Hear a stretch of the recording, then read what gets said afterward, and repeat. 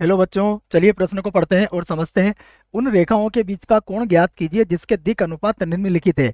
और हमें दोनों रेखाओं के दिक् अनुपात दिए हुए हैं 4-3 5 और 3-4 5।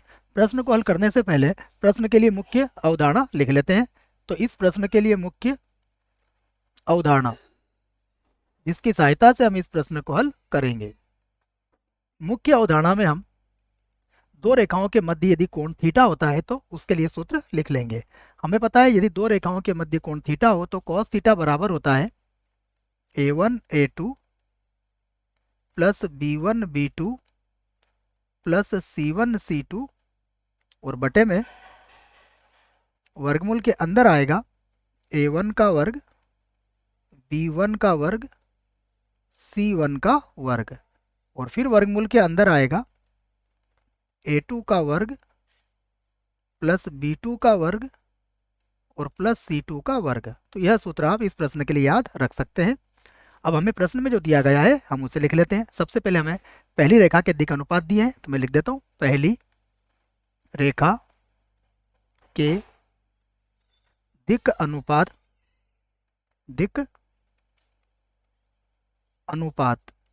पहली रेखा के दिक् अनुपात हमें दिए गए हैं 4, उसके बाद है -3 और फिर कॉमा है 5। तो हम कह सकते हैं कि अतः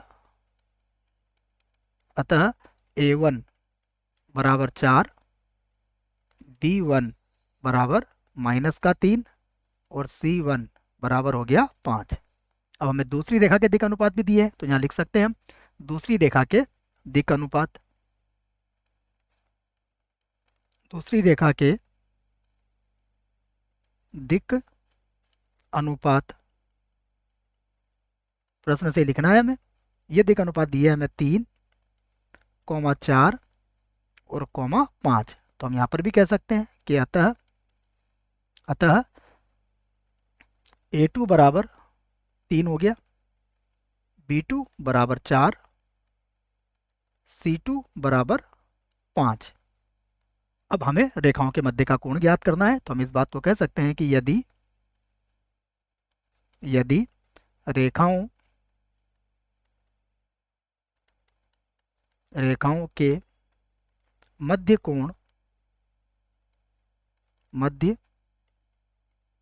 कोण थीटा हो तो रेखाओं के मध्य यदि कोण थीटा है तो थीटा के लिए सूत्र हमने लिख लिया है। इसी सूत्र का प्रयोग हम करेंगे तो यहाँ लिख देंगे हम कॉस थीटा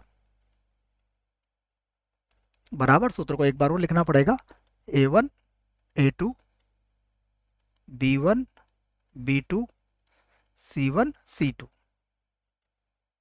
और जो बटे में आएगा उसे लिख लेते हैं। बटे में होगा A1 का वर्ग प्लस B1 का वर्ग प्लस C1 का वर्ग और फिर वर्गमूल के अंदर आएगा, ये होगा A2 का वर्ग